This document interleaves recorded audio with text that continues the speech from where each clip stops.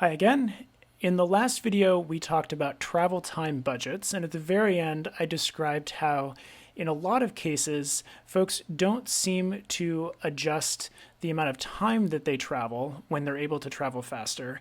They simply travel farther. So they spend the same amount of time traveling, they just do a lot more of it.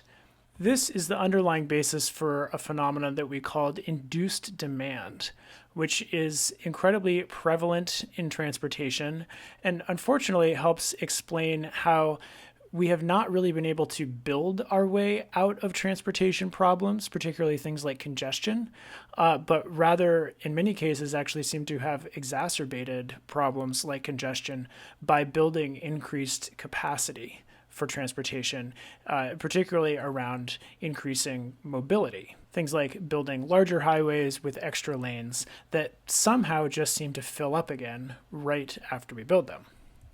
So what induced demand is all about is that if you create excess supply, these terms might be familiar from your microecon class, then you essentially reduce the cost of consuming that thing that's oversupplied. So, take a freeway. If we build more and more lanes and the freeway is no longer congested, then the cost in time of traveling on that freeway goes down.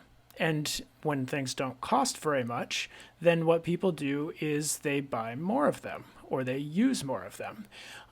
They all of a sudden look attractive. If the freeway is empty, someone might say, well, now I can move really fast. I can allocate, this part of my travel time budget that I have, and I can live farther away. And places that are farther away tend to cost less in terms of real estate. And so there's an incentive to live farther and maybe drive a little bit farther, especially if the cost of that driving is low, if you have a relatively open freeway.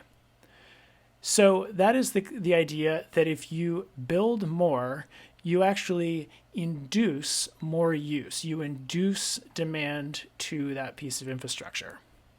Now, when you induce demand, then that infrastructure is no longer uncongested. And so you end up very often quickly getting back to the point where you have a congested highway, even though you just added, maybe it flows really freely for a couple months or a couple of years until people start making decisions about where they're living based off of that. And then all of a sudden, it is right back to where it started in terms of being congested because you have induced demand into a facility that was oversupplied. So basic takeaway about induced demand: it's basically impossible to build yourself out of congestion by just building greater capacity, because you will almost always just induce greater use of that facility.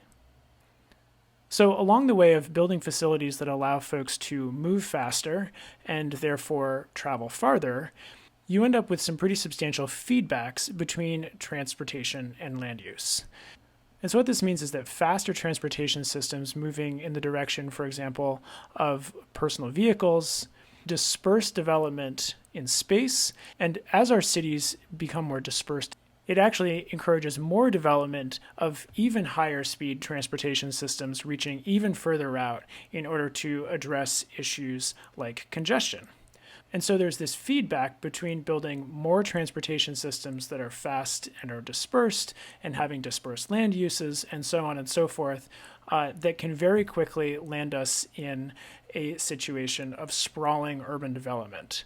In essence, sprawl is a symptom of fast and fairly inexpensive transportation. You can't have sprawl if transportation is slow, if you can't get from one place to another very quickly, or if transportation is really expensive. That would be another barrier to mobility.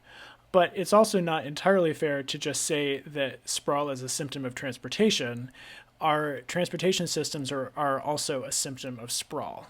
They are feedbacks on one another, and so it's sometimes very difficult to stop that feedback process. If, for example, we make a policy decision that we want fewer freeways, we need to develop land uses and land patterns that allow people to live without that infrastructure. So transportation and land use systems are really intricately woven into one another. They cause one another in a sense, and they cause one another in cyclical ways that are very difficult to break.